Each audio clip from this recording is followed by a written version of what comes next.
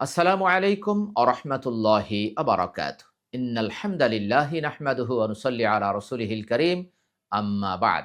সম্মানিত দর্শক শ্রোতা, সম্প্রতি একজন বক্তা বলেছেন, ৭১-এর প্রজন্ম ছিল নিকৃষ্ট প্রজন্ম। তাদের যুদ্ধ মিথ্যা, তাদের স্বাধীনতা মিথ্যা, তাদের মুক্তিযুদ্ধ মিথ্যা, সবই মিথ্যা। তিনি এও দলিল দিয়েছেন যে আমরা ব্রিটিশ থেকে স্বাধীনতা লাভ করেছি ধর্মের ভিত্তিতে, এবং ভারত আমাদের বিরুদ্ধে ষড়যন্ত্র করে আলাদা করে দিয়েছে।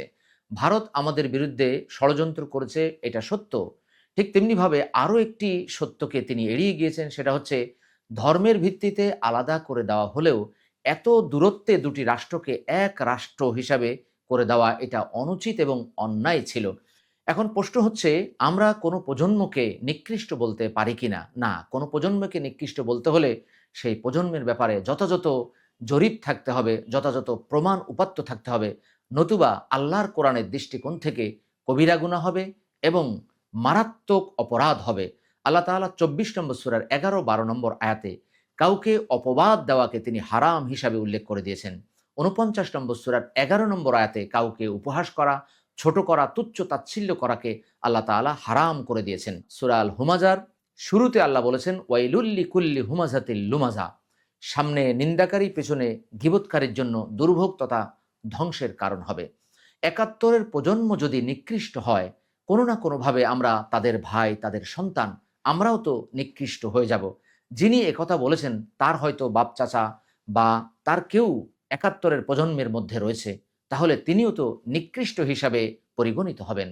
মূলত এই জাতীয় কথা যারা বলেন তাদেরকে ওয়াজ মাহফিল থেকে রিটায়ার্ড করা উচিত। অনেকের বয়স হয়ে গেলে সরকারি চাকরি থেকে তারা রিটায়ার্ড করেন। ঠিক তেমনিভাবে যারা সঠিকভাবে কথা বলতে পারেন না, কোরআন সুন্নাহর সঠিক মেসেজ মানুষকে না দিয়ে মন গড়া কিচ্ছা কাহিনী, স্বপ্নের কাহিনী এটা সেটা বলে বেড়ান, তাদেরকেও ওয়াজ মাহফিল থেকে রিটায়ার্ড করতে হবে, যত জ্ঞানই তার থাকুক না কেন। কারণ সঠিকভাবে কথা বলা, মানুষকে দিক নির্দেশনা দেওয়া, এটাও কোরআন সুন্নাহর একটি নির্দেশনা। আল্লাহ রাসূল সাল্লাল্লাহু আলাইহি ওয়াসাল্লামের একটি আদর্শ বা সুন্নাহ এটা।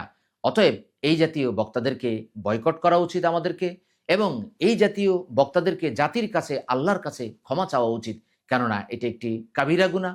এটার জন্য যদি ক্ষমা না চাওয়া হয়, অবশ্যই আল্লাহর কাছে এই বিষয়ের জন্য জবাবদিহি করতে হবে, জাতির কাছেও জবাবদিহি করতে হবে। আল্লাহ তাআলা এই জাতীয় বক্তা এবং লেকচারার থেকে আপনাকে আমাকে হেফাজত করুক, এবং এই জাতীয় কথা থেকে আমরা যেন দূরে থাকতে পারি।